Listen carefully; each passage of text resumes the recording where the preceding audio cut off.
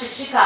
शिक्षकेतर कर्मचारी, त्याचप्रमाणे आजच्या या कार्यक्रमाप्रसंगी लाभलेले परीक्षक निकाळे सर, त्याच पद्धतीने भोसले सर,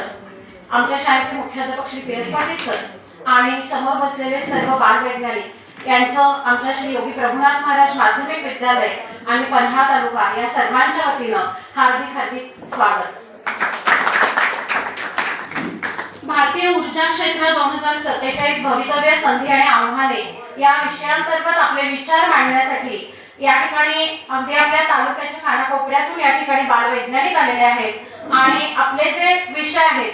हे जे विद्यार्थी आहेत, हेच आपलं भारताचं भविष्य आहे आणि यांच्या हातामध्येच देशाच्या प्रगतीची पूर्णपणे या ठिकाणी जी काही संधी आणि आव्हानं आहेत ती पेलण्यासाठी समर्थ असणारे बालवैज्ञानिक या ठिकाणी घडावे या मनिच्छेनं शासनानं एक सुंदर असा उपक्रम हा सुरू केलेला आहे आणि या सर्व उपक्रमाला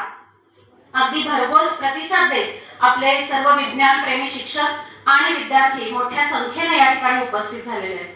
ज्ञानाच्या प्रकाशाने अज्ञानाचा अंधार दूर होतो आणि विज्ञानाच्या प्रगतीने राष्ट्राचा विकास होतो। विज्ञान हे फक्त प्रयोगशाळेतच नाही तर घराघरापर्यंत आणि त्या व्यक्तीपर्यंत पोहोचलेलं हे असं तंत्रज्ञान आहे की जे मानवी जीवन जे आहे ते सुलभ करतं आणि ज्या मानवी जीवनातल्या समस्या आहेत त्या ठिकाणी त्याचं या समस्येचं निराकरण करण्यासाठी, उत्तर शोधण्यासाठी हे सदैव तत्पर असतं।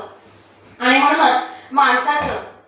आजचं जे विकसित आपल्याला आयुष्य दिसतंय किंवा जीवन दिसतंय याच्या मागे विज्ञानाचा खूप मोठा असा वाटा आहे। देशाची जर प्रगती करायची असेल या ठिकाणी तर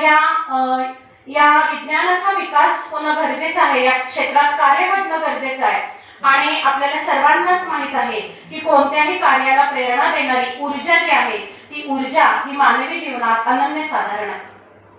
तर या ऊर्जेची गरज जास्तीत जास्त पारंपरिक पद्धतीने न भागवता कशा प्रकारे अपारंपरिक पद्धतीने भागवता येईल यासाठी शासनाने एक सुंदर आपल्याला या ठिकाणी विषय दिलेला आहे, भारतीय ऊर्जा क्षेत्र 2047 भवितव्य आणि संधी आणि त्याची आव्हाने। तर कोणत्या संधी या ठिकाणी उपलब्ध आहेत आणि कोणत्या आव्हानांना सामोरं गेल्यानंतर आपण या विकासाच्या मार्गावर मार्गस्थ होऊ शकतोय यासाठी विचार मंथन करण्यासाठी आपण सर्व विज्ञान प्रेमी या ठिकाणी एकत्र जमलेलो आहोत।